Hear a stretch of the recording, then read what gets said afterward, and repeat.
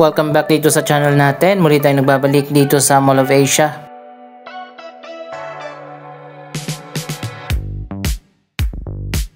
Update tayo sa iba't ibang mga projects na ginagawa dito. Hindi pa rin maganda yung panahon natin sa ngayon. Meron kasing bagyo at umuulan. Para sa mga hindi pa nakakaalam, dito sa kabilang side ng Mall of Asia, itatayo ang pinakamalawak na convention center.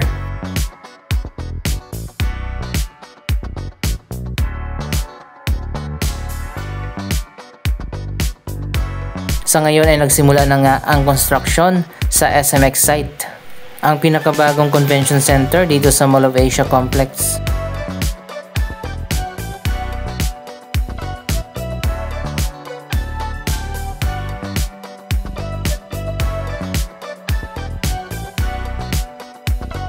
Tara silipin natin at tingnan natin ang latest na progress.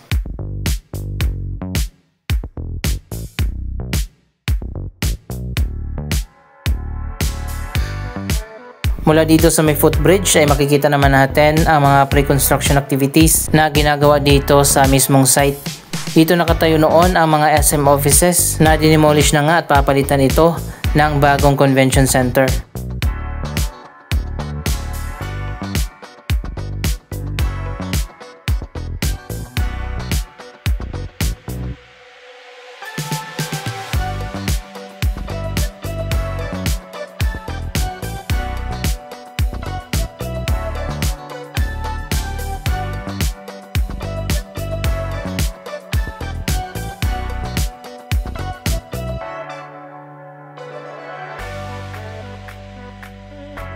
So ayan guys, malalim na yung hukay at dun nga sa dulo ay nagsisimula na ang construction.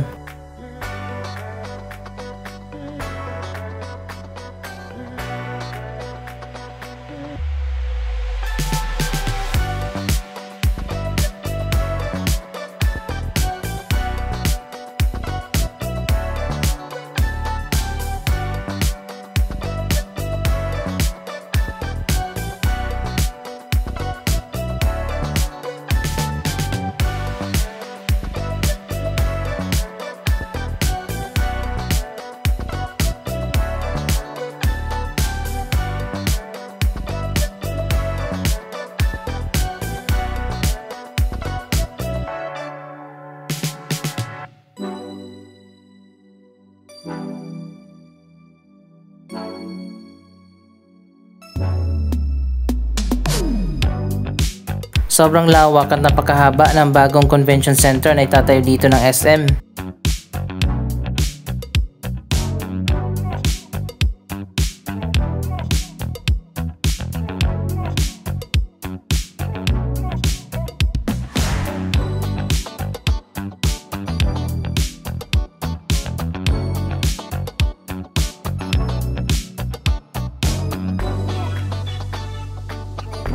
Kapag natapos yan, ito na rin ang magiging pinakamalawak na convention center dito sa ating bansa at sa Southeast Asia. Balikan nilang ulit natin yan sa mga susunod na buwan.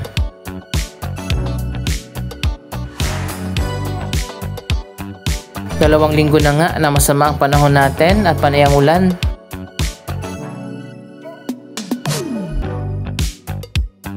Andito na tayo sa loob ng Mall of Asia. Ibang-iba na nga ang MOA ngayon sa nakasanayan natin noon.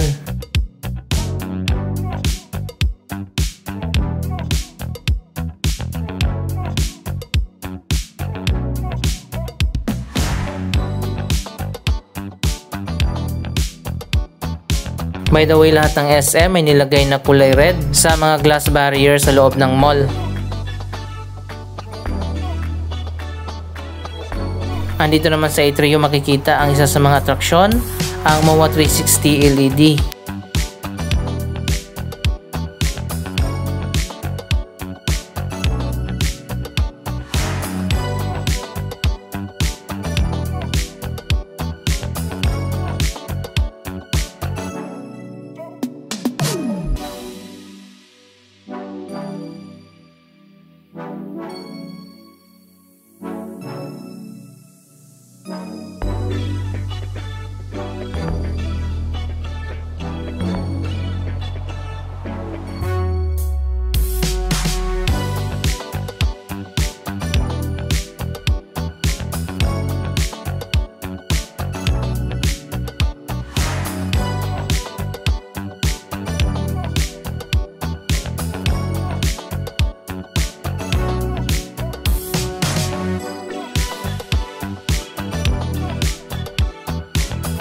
Kung matagal ka na nga na hindi nakapunta ng Mall of Asia, tsak na maninibago ka talaga dahil ibang-iba na nga ang itsura dito sa loob.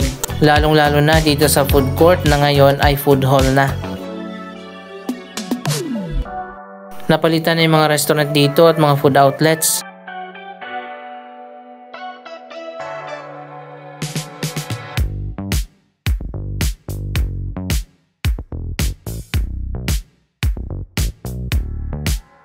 Mas diverse na yung mga food outlets dito. May mga Asian cuisine at meron ding Middle Eastern.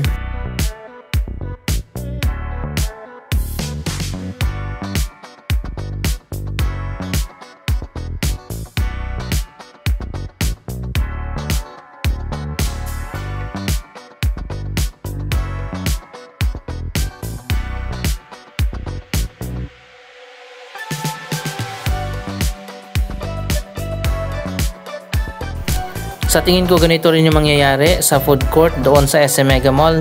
Magiging food hall na rin.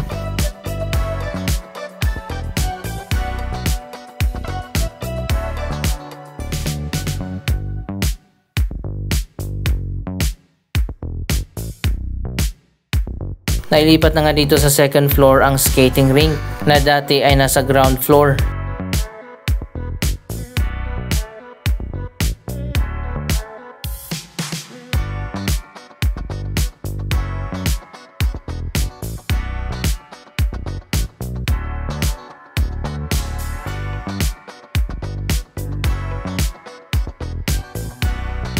Marami ng mga bagong stores pala ang nagbukas sa ngayon. Para sa mga hindi pa nakakaalam, ang Mall of Asia expansion ay nagkaroon nga ng dagdag na third floor at meron pang Sky Garden.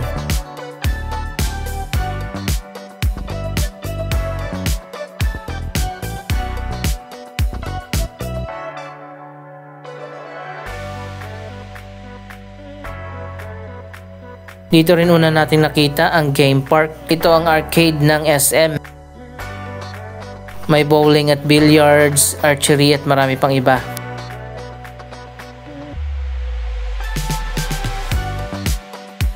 Hindi na tayo aakyat doon sa taas sa Mawaskay dahil nga malakas ang ulan. After 1 hour, humina din ang ulan. Nandito tayo sa South Sky Garden.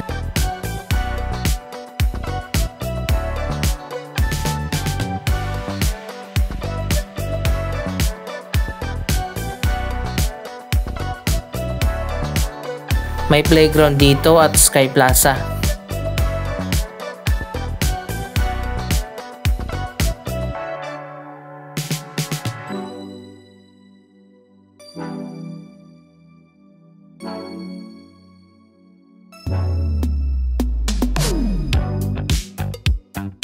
Silipin naman natin ang progress sa ginagawa na Mall of Asia Reclamation Project. Napakalawak na ng itinambak na lupa at buhangin.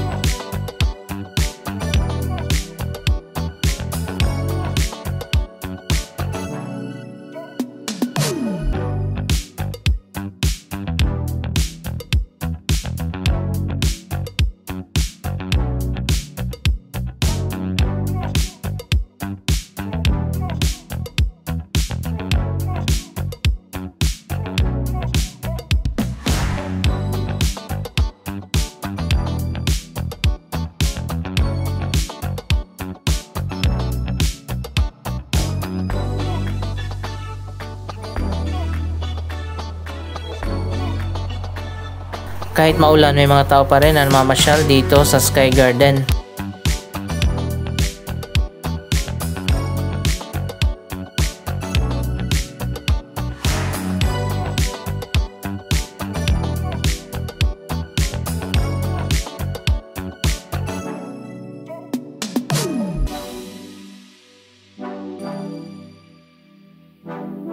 May fountain dito na naging stagnant na nga yung tubig.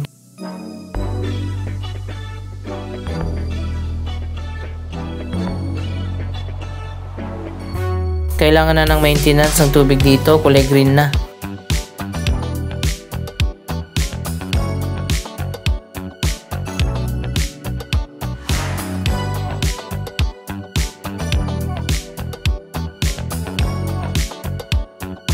Punta naman tayo doon sa kabila sa North Sky Garden.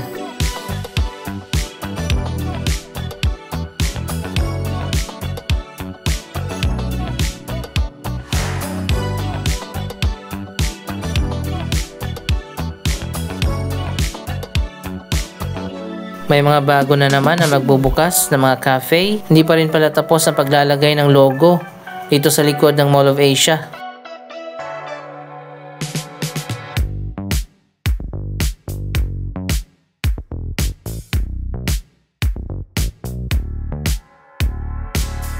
Pinalitan nga yung mga letra ng SM Mall of Asia, mas pinalaki na. Ipapakita ko sa inyo kapag natapos na yan.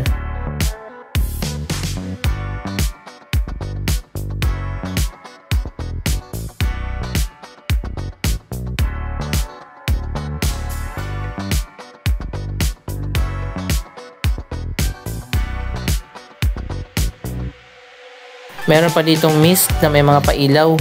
Kaso hindi natin mararamdaman sa ngayon yung lamig kasi nga sobrang ulan.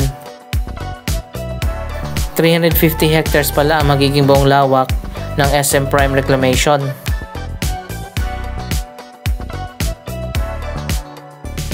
Mas malawak pa yan dito sa kabila, ang Pasay Harbor City. 265 hectares lang ang lawak niyan.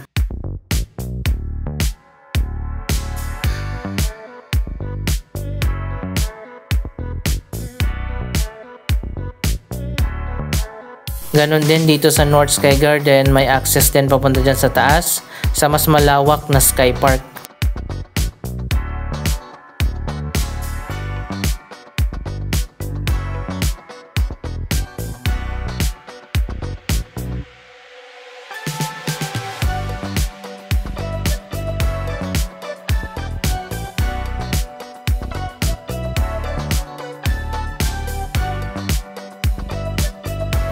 Sana ma-renovate din ang SM North EDSA Sky Garden.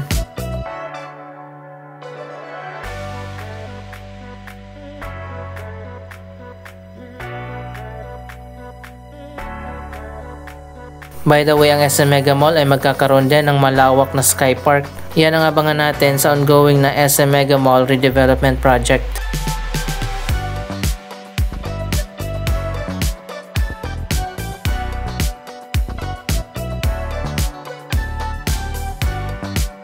Napakaganda na nga ngayon dito sa loob ng Mall of Asia.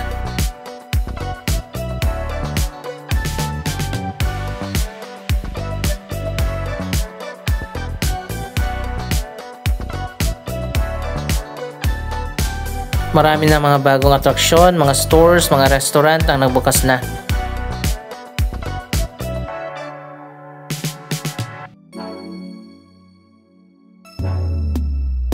May mga garden din dito sa loob ng mall.